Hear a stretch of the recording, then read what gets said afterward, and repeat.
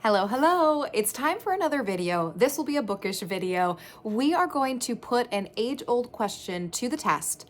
Can you judge a book by its cover? Here's what I'm going to do. I am going to go through my bookshelves. I will find what I think personally to be my most attractive cover, and then I'm going to find what I find to be my least attractive or ugliest cover. We're going to pit them against each other. I will read them both, and we will decide, can you judge a book by its cover?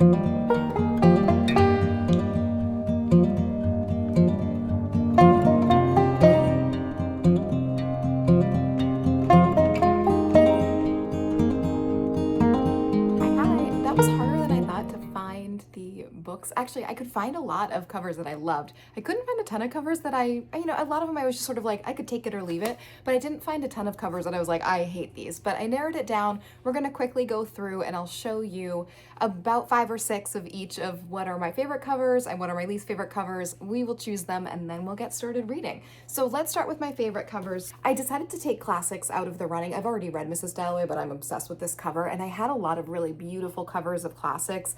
But because I felt like these are marketed to you now with beautiful covers as a classic to make you buy a new edition or to make you pick up a classic, I just thought, let's remove those. But if we had included classics, I would have chosen Orlando, because look at this version of Orlando. I am obsessed. And I've actually never read Orlando, and I love Virginia Woolf. Mrs. Dalloway is one of my all-time favorites. But we, for the purposes of this video, are going to not include classics, but this would have been very high up there, if not my favorite cover of what I have, if we were including classics. There were a few that I just thought were really beautiful and well done. I love this one, The Artistic Nature. This is Sirens and Muses by Antonio Ingres. Then When We Lost Our Heads, I think is really interesting to have that silhouette in the background. I love that the font comes all the way down. I love the colors. This Barn 8, how funny is that as a cover? I just think it's spot on, and it tells you the tone of the book right away. And this is by Deb Olin Unferth. When We Lost Our Heads is by Heather O'Neill. Then Mystery Lights, I'm loving this kind of mix of the bunny and the galaxy or the stars in that silhouette. I also love how the font is vertical instead of horizontal. Love that. And then this one I think is just such a really interesting juxtaposition between this bright, bold pink letters and this very old-fashioned, like, woman on a fainting couch kind of vibe. So those are my favorites. So if we kind of just pit them against each other between Disappoint Me and When We Lost Our Heads, I'm going to go with Disappoint Me. I think it's a little bit more standout. Barn 8, I think I pulled it because I think it's really successful, but I wouldn't say I think it's the most beautiful cover that I own. So we'll get rid of that one. We will keep Disappoint Me. And then let's hold up between Sirens and Muses and Disappoint Me. I think Sirens and Muses is gonna win. I just love how it's zoomed in, and I don't know if this is like taken from an old painting, but I think this is a novel about artists. So I just think the zoomed in, the one eye is really beautiful. And then we're left with Sirens and Muses and Mystery Lights, and oh, they're both so gorgeous, but I think Mystery Lights is gonna win out for me. Yeah, I mean, I love this one, but I just think this one takes it. Maybe because I just love animals so much, and I just think this one's a little bit more quirky, and I love that. So we're gonna go Mystery Lights as what I found to be my most beautiful cover in our Judging a Book by Its Cover challenge. Now, let's talk covers that I think are not so beautiful. We will start with Little Foxes Took Up Matches. The lips here, they kind of creep me out. This is by Katja Kazbek, so definitely not my favorite cover. Just by looking at him, by Ryan O'Connell, there's just something about that man that, I don't know. He feels, I don't like that it's that really hyper realistic and then everything else is drawn. So it's just not my vibe. I think this is a humorous novel, so I could see how that fits, But for me, I just don't love it. Then I really don't like Pineapple Street, this cover by Jenny Jackson. And I know that this was nominated, I think, in 2024 for the Goodreads Choice Awards. If you hear any whining, my sister's pup is with me today and she's whining over there. She just came in from outside and we played with the stick and ran around. So I don't know exactly why she's whining, but she probably just wants a treat. And it's too early to give her one. But anyway, I am not a huge fan of Pineapple Street. I just don't love this art style on as a cover, but maybe it does fit the vibe really well. Don't love it. This one, I think it's a movie tie-in. Anytime there's a movie tie-in, I'm like, why? The cover is never beautiful when it's a movie tie-in. I just don't love it. It just, I don't know, showcases whoever this is, but I don't think it probably tells you much about what the novel is actually about. So I don't like it. And then these days it's just kind of boring. I just feel like, why cut off the woman's head in this? I assume this is like an old painting that they pulled from. It's just not my favorite. One more, this is A Modest Axe by Judith C. Brown. And this is about a lesbian nun in Renaissance Italy. It's nonfiction, but I just don't love the font. I just think that I'm sure that is an old Renaissance painting. I don't love the columns. It doesn't do anything for me. I feel like maybe this could be a splashier cover. I just don't think I don't think it's very beautiful. So let's pit a few of these up against each other. So if we start with Cracks in These Days, I definitely dislike Cracks more. If we then do Cracks in Pineapple Street, again, I dislike Cracks more. If we then, interesting. I think probably objectively, A Modest Axe is a little bit less appealing to most people. And although these are kind of both on a similar plane for me, I think I gotta go with A Modest Axe being a little bit less appealing. So we'll keep this one. If I put them against just by looking at him, I'm still gonna go A Modest Axe. And then finally, Little Foxes Took Up Matches. This one, it's just really the lips. Everything else is fine. The lips kind of freak me out. So I think between these two, we could objectively say this one is the least attractive. So we're gonna go A Modest Axe as my least favorite or my least beautiful cover on my shelves, and Mystery Lights as my most beautiful cover on my shelves. And we're gonna dive in. I'll check back in with you when I have started. My sister and I are going to head to a factory. My grandmother used to collect these old figures. They're caroling figures. It's called Buyer's Choice, if you've heard of them. And we're going to go to the factory where they're made, and they have all these great displays for the holidays. So I'll probably intersperse a little bit of that footage throughout the video. So if you see that, just know that that's what it is. I'll check back in with you when I have started reading one or both of our books.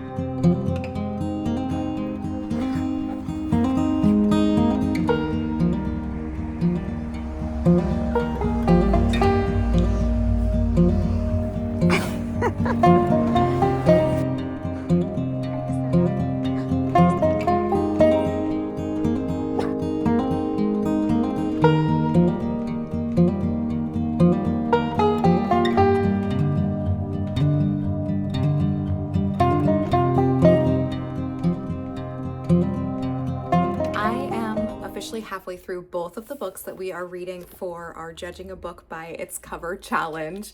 And so far, I'm really liking reading these in tandem. I have just been picking up one and then picking up the other. I think the reason I can do that is because this is short stories and A Modest Axe is nonfiction. So they pair really well together. And then I also do have a traditional fiction going on that I do think I'm going to include in this vlog as well, because I adore this cover. And if I were to add this in from the covers that are just in my house right now, this is a library book, but it would be up there. It might be my favorite. I really do love the vibe of it, even if I put it up against Mystery Lights. I do think maybe I would select this one. I just love that it's that old-fashioned painting look. I love the way that the text of the hounding is sort of wobbly and shaky.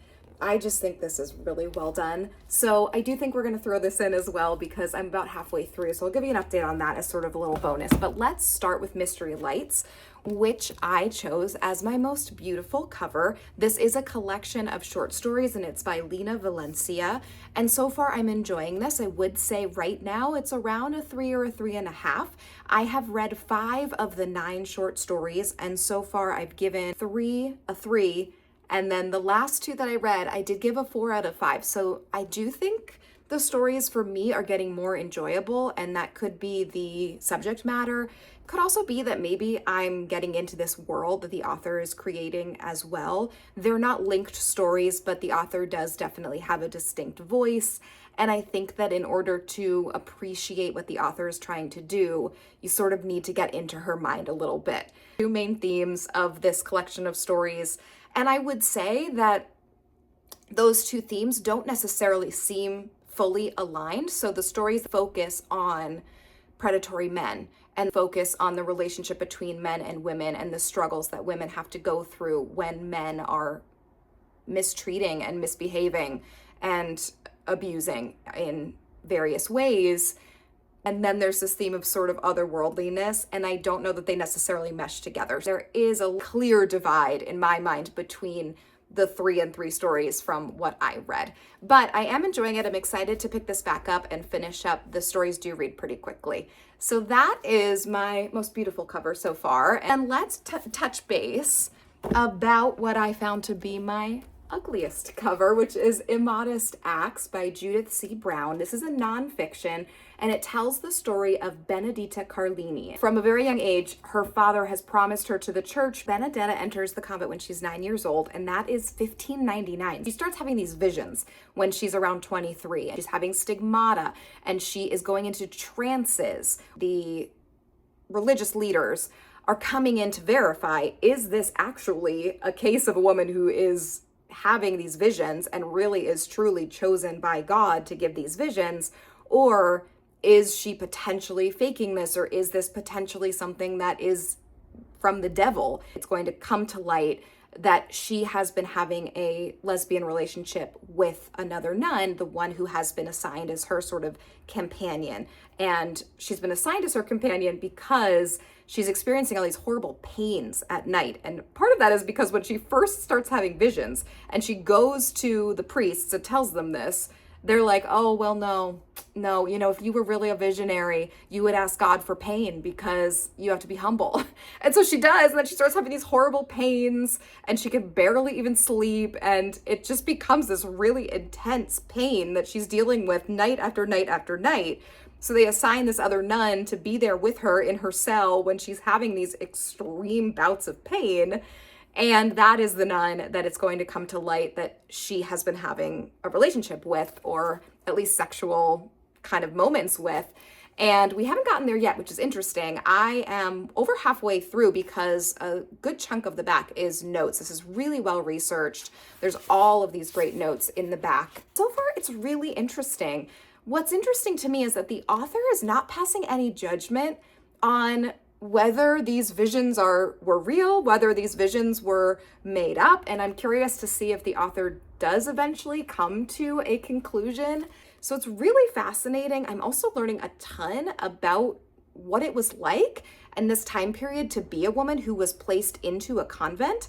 And a lot of it was not for religious reasons whatsoever. A lot of it was just, well, it would cost less money to send the daughter to the convent than it did to have them be married because the dowry would be higher. And then there are also reports of convents just sort of being like a social hang for women, and they still had a lot of contact with the outside world. There's a lot of interesting histories of lesbianism, of being in a convent, and of what it was like to kind of be a part of the religious institution to that extent in this time period. And then we're also getting a really fascinating story of this one woman. Maybe she's just very smart, wants to have control over her own life, and this was the way that she found to do it. So I'm curious to keep reading. So far, I am liking our uglier cover more than our beautiful cover. I feel bad calling this painting ugly.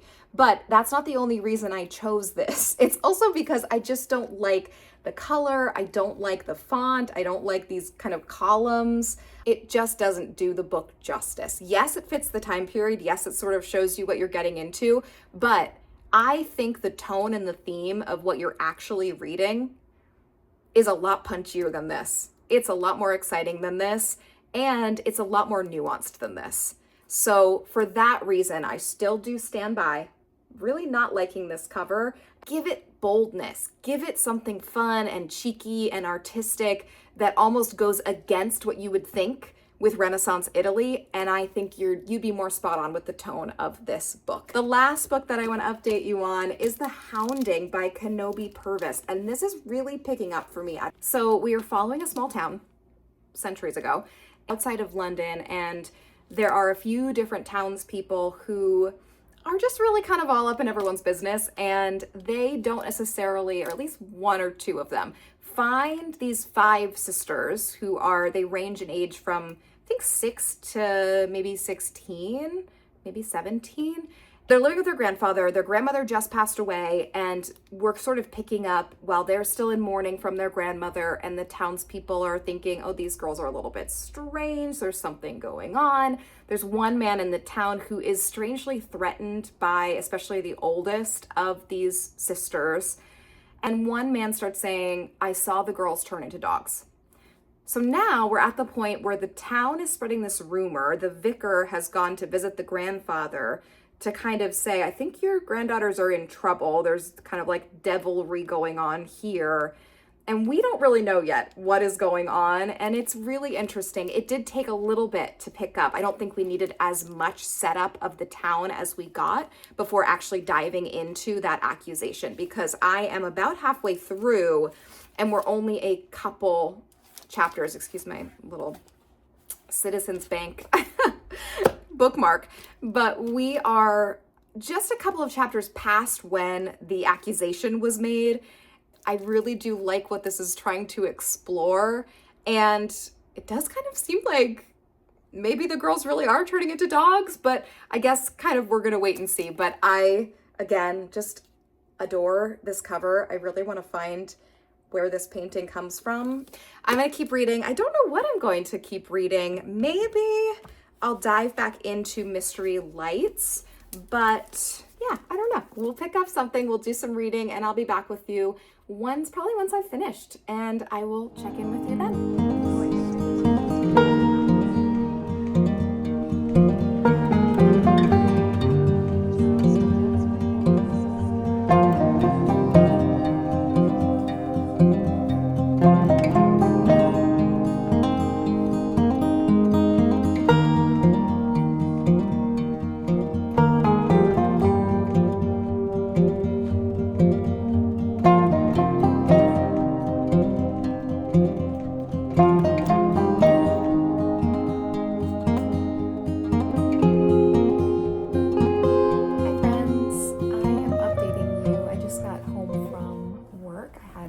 Sunday. I always work on Sundays, but I'm done with work now, which is great. And remember how if you haven't watched my Decorate and Crochet for Christmas vlog, I was talking about how someday I aspire to be someone who owns 2 Christmas trees, and I officially do own 2 Christmas trees. I was able to pick this one up for a very, very good price, like a $35 price point, and kind of a lot of different circumstances, but I was very excited to be able to bring this one home, because the main thing that I was looking for is for it to be able to have the multi-lights, because those are super nostalgic to me in my childhood, but it also does white lights, and it even has a pastel, which is a little bit hard to see on camera, but it's some purples.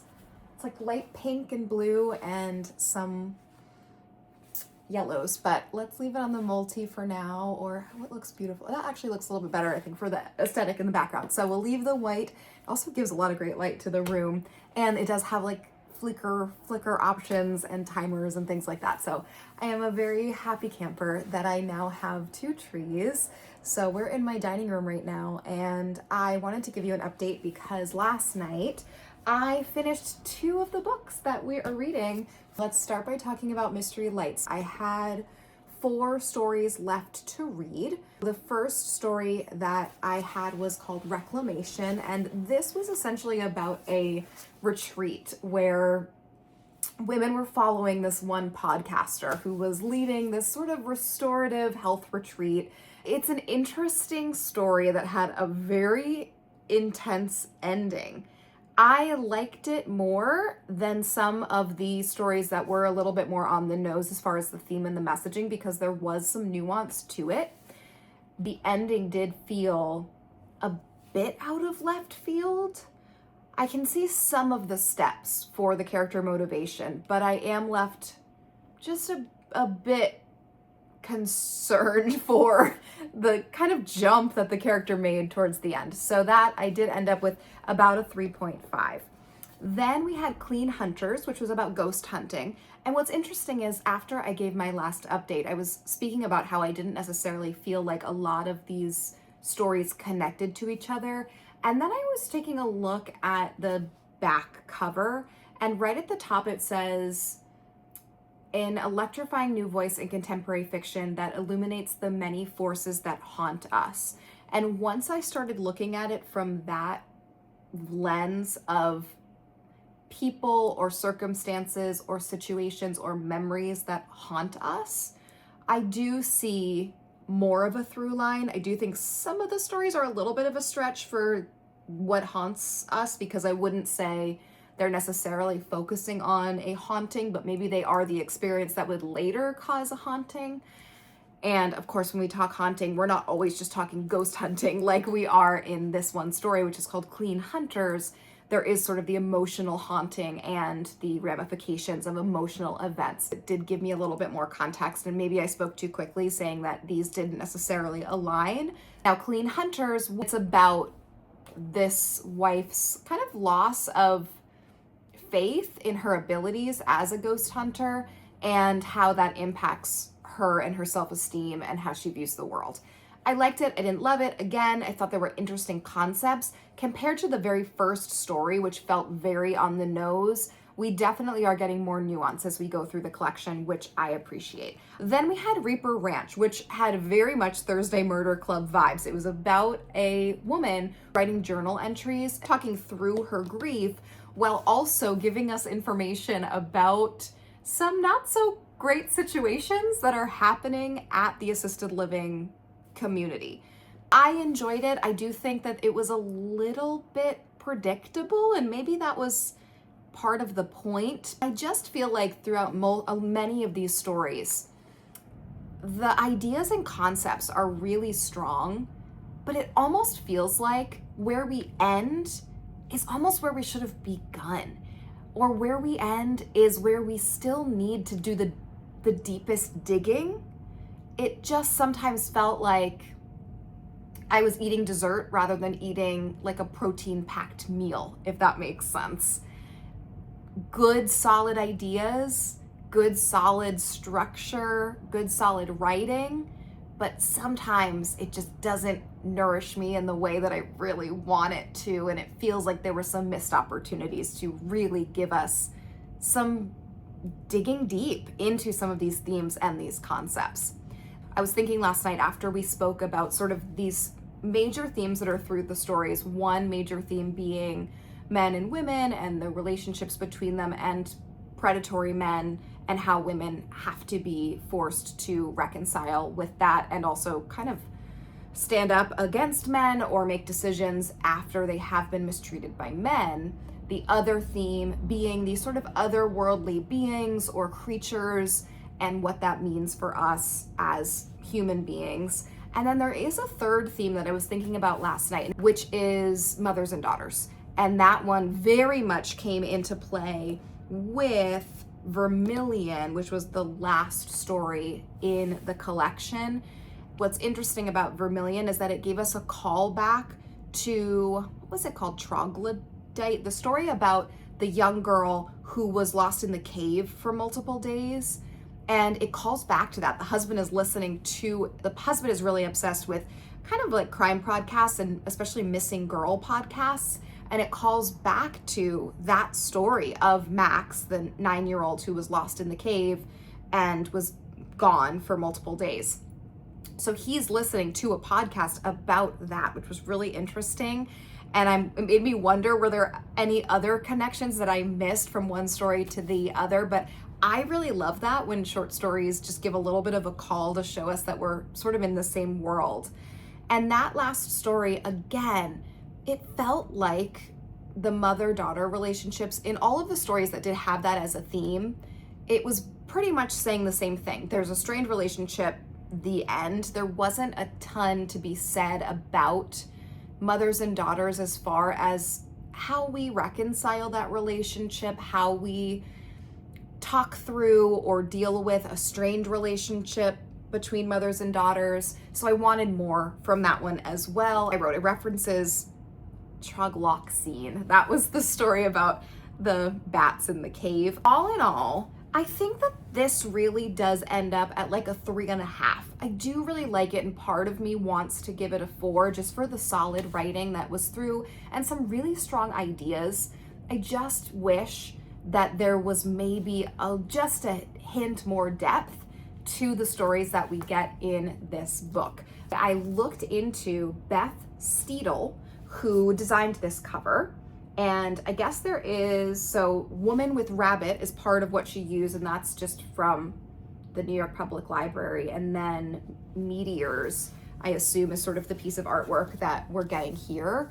So I guess she kind of pieced together some stock images with that art piece from the New York Public Library.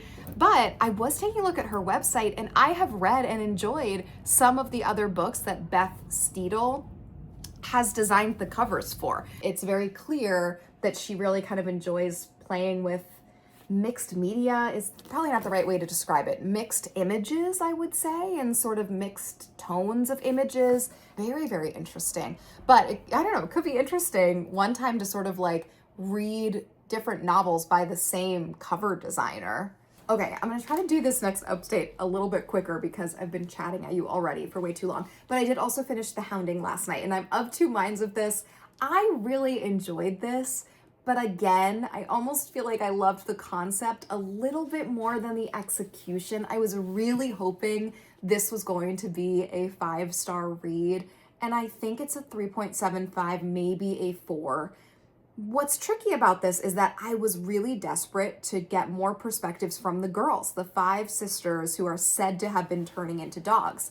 However, in order to fulfill the actual theme and to get the message across of this novel, which is the way in which a rumor can really poison an entire town, in order to make that effective, and to keep us guessing the whole time, we can't get the perspectives from the girls that we would want. So instead, we're left following other townspeople much more than the girls, who are the most interesting part of this novel, in my opinion. I really wanted to hear what the girls were up to. And there were all these little moments where we got glimpses of the girls sort of having this secret language between each other, but we never truly got let into that. And I think that's necessary.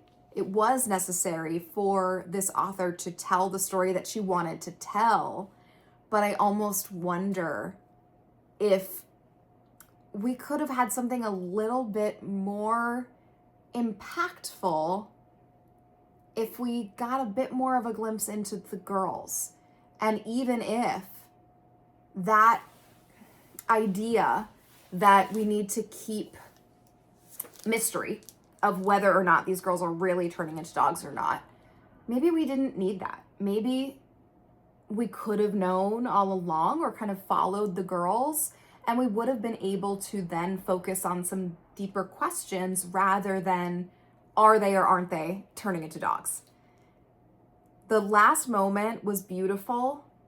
Just this idea that it's kind of heartbreaking that the girls know that it doesn't really matter whether or not they are really turning into dogs or not. The fact that they are girls who are not fitting into society, and the fact that they are girls themselves, marks them for being othered.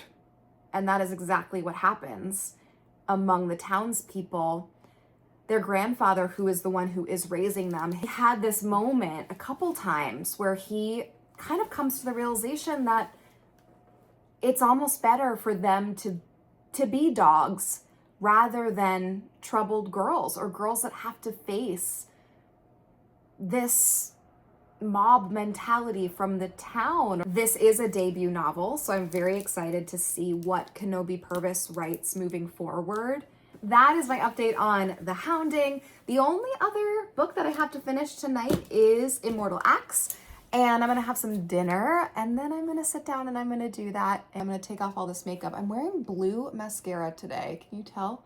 We had a theme at work, which was Winter Wonderland, and so I thought that the blue mascara was a little bit fitting. I've actually never worn it before, but I liked it. It's you can't really tell, and then you get a little close, and then you can kind of start to see some of the blues with it. So I don't know. I mean, probably not something I'll do that often, but it's fun, especially for like a little Winter Wonderland theme like we had today. Anyway, I am going to go ahead and grab some dinner. Let's put our tree back onto multi because I love it. It just makes me think of my childhood so much. And actually, let's do sparkle multi. There we go. Isn't that wonderful? Ah, I love it. I'm very, very happy with my tree. All right, my friends, I will talk to you a little bit later, and we'll talk about whether or not you can judge a book by its cover.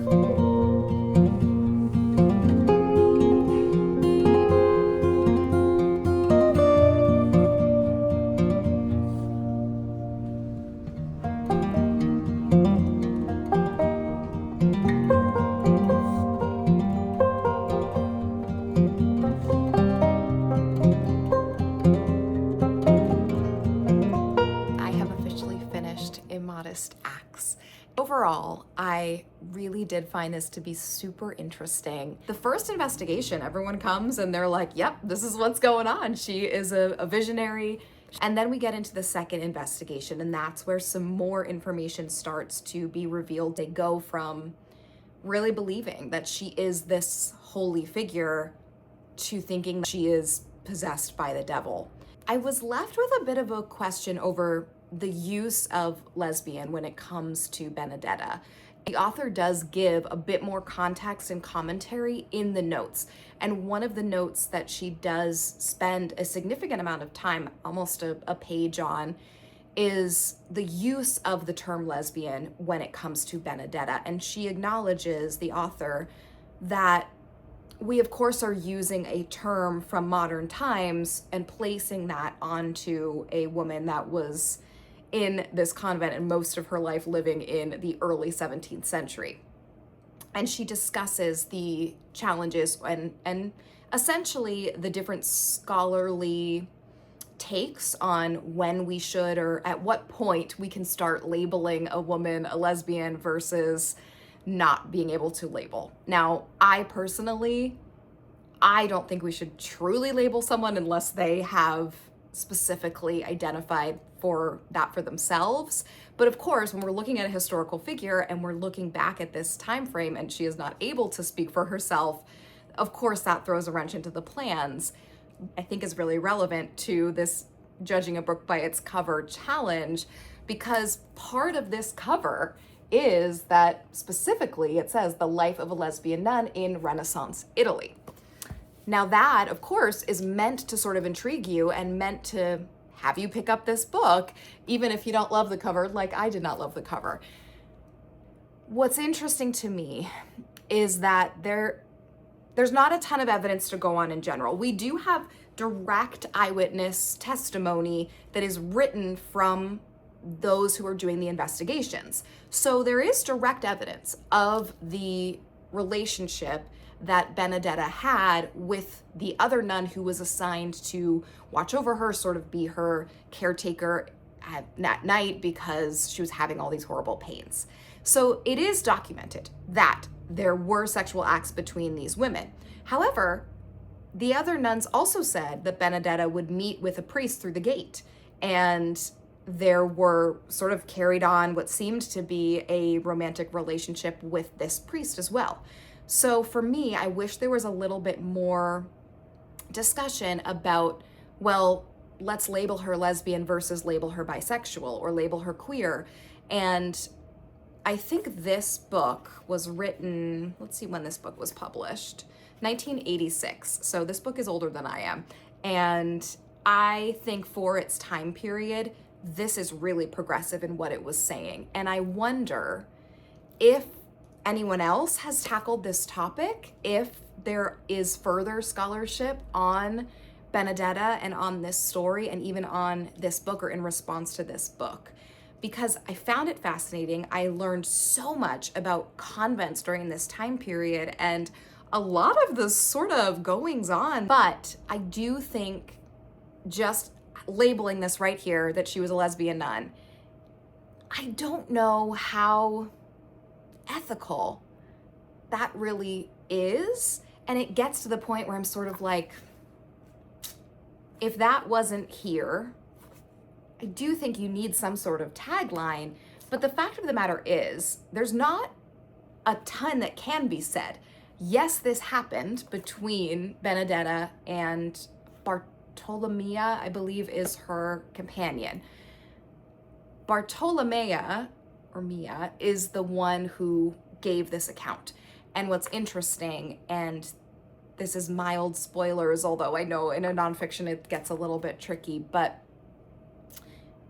you do start to wonder to what extent Bartolomea, the companion, was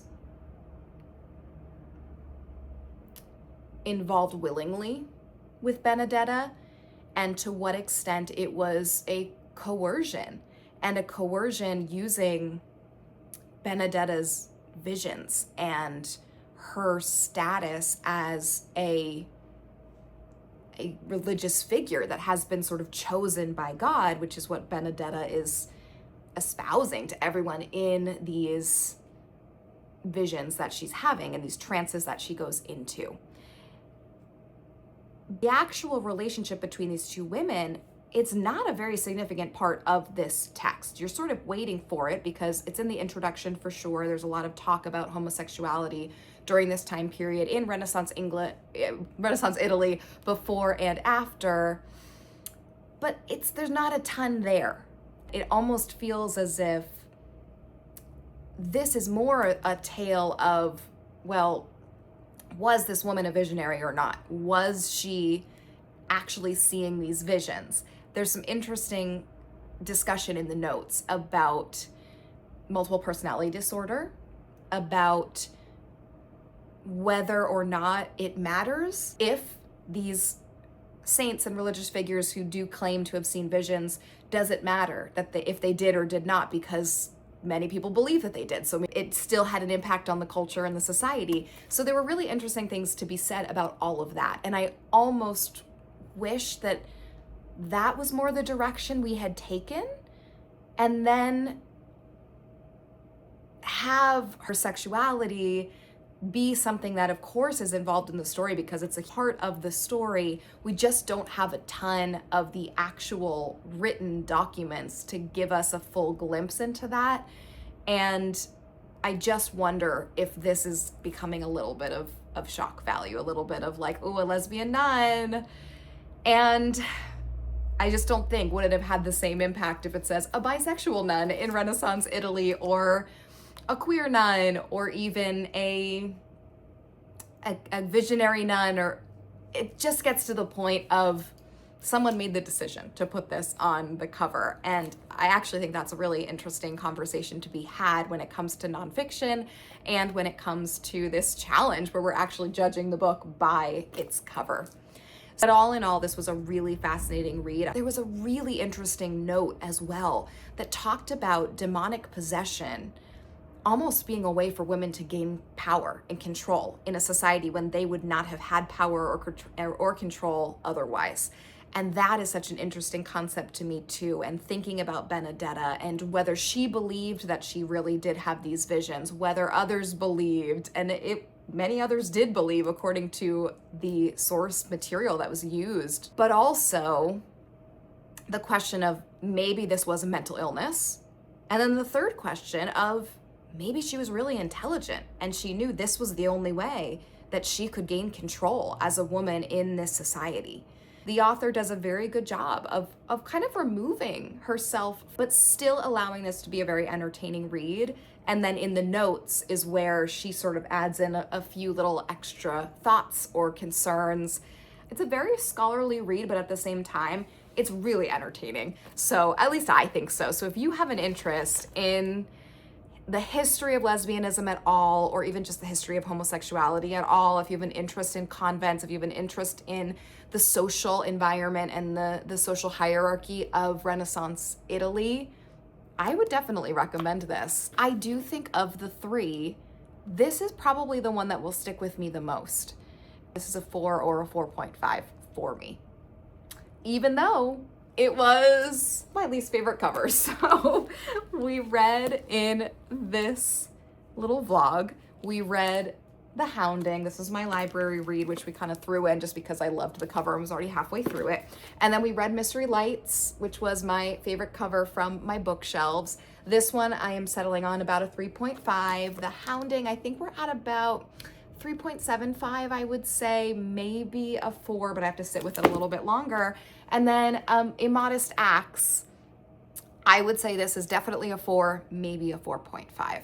So of our cover challenge, actually what I personally thought of as my least favorite cover is actually my favorite read of this video. So I think we all kind of knew we can't really judge a book by its cover, but it was a fun little challenge. I think you can use the cover, at least in our little teeny tiny case study of 3 books, you can use the cover as a good judge of tone or a good judge of vibe, because the vibes definitely matched for both of these.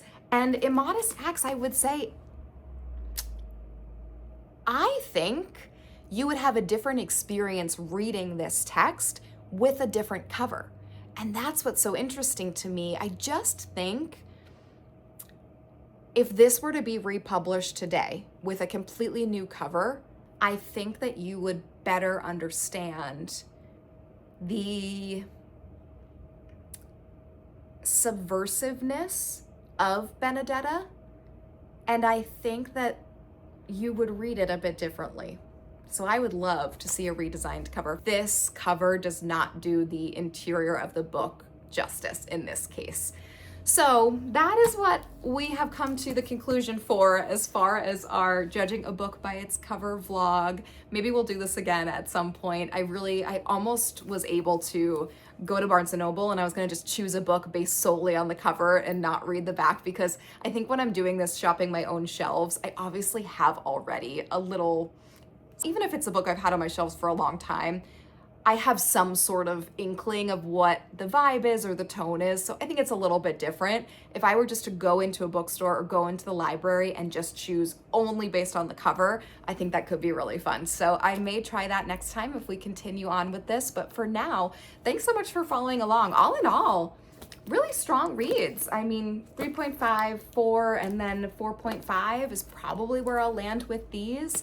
And I'm happy to report that I really enjoyed all of these. The Hounding and Immodest Acts have a lot to say in communication with each other too. So I'm a huge fan of reading books in tandem. And I love the idea of comparing 2 texts that are not really meant to be in conversation with each other and putting them in conversation with each other. And these 2 both talk about the role of women in a society that wants to put women down and the ways in which women are either able to gain power or are ostracized because they are perceived to have power. Anyway, thanks so much for following along. This was a really fun little journey. It was great reading with you. I appreciate you being here. I would love it if you could subscribe and stick around and like the video. It will help me as I'm just building this channel, but thanks so much. And I hope you have a really great rest of your night.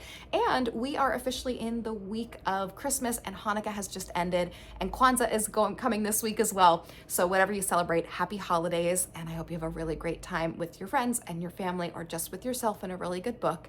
And I'll see you in the next video. Bye, everyone.